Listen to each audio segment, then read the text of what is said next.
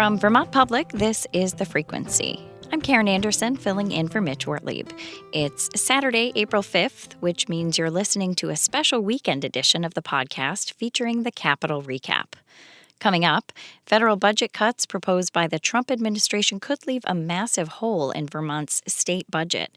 Meanwhile, newly announced tariffs could negatively impact the state's economy. More on that after this. It's becoming clear now that the Trump administration's actions could have far-reaching impacts on the Vermont economy. Lawmakers are contending with potential federal spending cuts that could have massive implications for next year's state budget. And economic officials say tariffs announced by the president this week could shrink local access to global markets. In this week's edition of the Capitol Recap, State House reporters Lola Dufour and Peter Hirschfeld talk about what we know so far and what might be on the horizon. For the first few months of this legislative session, Lola, there's been this weird disconnect between what's going on in the State House and what's happening nationally. And I know that you and I have both been somewhat reluctant to talk about prospective federal action because we don't want to stoke fear, right? Don't want to become unwitting cogs in the chaos machine, but it's becoming abundantly clear that actions undertaken by the Trump administration are going to ripple in Vermont, and that those ripples could become more destructive waves in the relatively near future. We got a little bit of an example of that earlier this week. Yeah, the first shoe dropped when the deputy Education Secretary for Vermont went in front of lawmakers and, told them, we thought we would still have access to remaining pandemic-era funds. In fact, we were given assurances by federal staff that that was the case as recently as last Wednesday.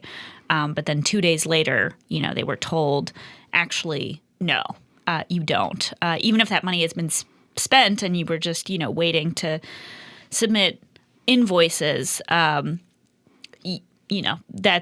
no longer the case. We're talking about $17 million here, which in the grand scheme of things is not yet catastrophic, but, definitely a harbinger of things to come. And indeed, one of those things came the very next day. Yeah, I know that we learned from the Trump administration that there's going to be this edict where if schools don't certify in writing that they are not engaging in any programs or activities that advance the mission of diversity, equity, or inclusion, then they stand to lose out on a whole lot of federal funding. I know you've been chasing this story down. What do you know so far? Yeah, so they're talking about Title I funding, which in Vermont this year totaled $42 million, so that's real money. Now, you might be thinking in the grand scheme of things, we spend over $2 billion on schools. That doesn't sound like a big deal. The thing to know about Title I funding is that it is sent to the highest poverty schools, right? So the highest need schools rely on this funding. I heard back from one superintendent who told me that, catastrophic would likely be an understatement when it comes to the impact locally. And then, of course, there is the larger state and also national budget and how those interface. Yeah, the budget that congressional Republicans are looking at right now, and that might come up for a vote around Memorial Day, is looking at $880 billion in federal cuts. There are a lot of Democrats who say there's nowhere you're going to be able to find that level of reduction unless you go to Medicaid. And so state lawmakers are in a position where they are advancing a state budget that relies on hundreds of millions of dollars in federal funding that might not be there by summer. I was asking Robin Scheid, the chair of the House Appropriations Committee, is it awkward to be advancing a state budget that relies on funding that may be illusory? And she said, yeah, this is incredibly uncomfortable. Right. And, I think it was last week you wrote a story about certain Democratic leaders saying, maybe we'll need to ask Vermonters to backfill a part of that. But, additional news this week broke that I think will speak to the financial capacity of everyday Vermonters to backfill any of that. Yeah, I'm talking, of course, about tariffs. Which we heard from State Treasurer Mike Pichak just the day after these tariff announcements were made by President Trump, that Vermonters could see a $1 billion hit as a result of this. That doesn't include the knock-on effects to the Vermont economy of potentially losing access to global markets. Vermont does $1.9 billion a year in global exports. I talked with some economic officials. They say this is a huge part of our economic engine.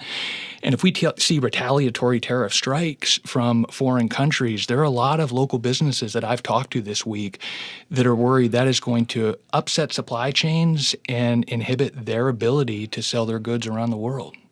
Our most devoted Capital Recap listeners may recall that we had promised to spend this episode talking about education finance reform and the Democratic counterproposal to Scott's foundation formula. That is now my plan for next week, but, the best laid plans. We vow to keep people apprised one way or the other. I do find myself wondering if a couple months from now, the priorities that lawmakers had planned to focus on this year become Tier 2 issues in the face of what they're dealing with from the feds. Indeed.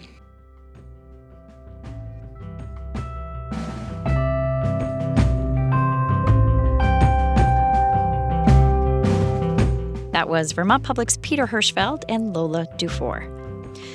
Sign up for our Capital Recap newsletter to get all our news out of Montpelier delivered to your inbox every week. Thanks for listening to The Frequency today. Our executive producer is Kevin Trevelyan, and our music is by Blue Dot Sessions. I'm Karen Anderson. Talk to you Monday.